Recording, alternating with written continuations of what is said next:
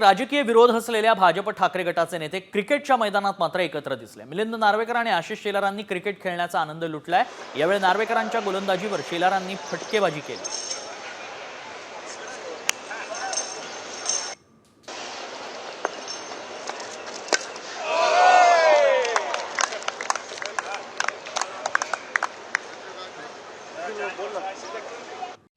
Comscore नुसार आता isakal.com आहे देशातील नंबर 1 ची मराठी न्यूज वेबसाईट। प्रत्येक अपडेटसाठी isakal.com ला नक्की भेट द्या।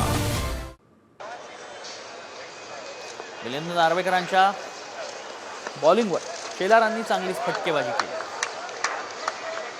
मॅडम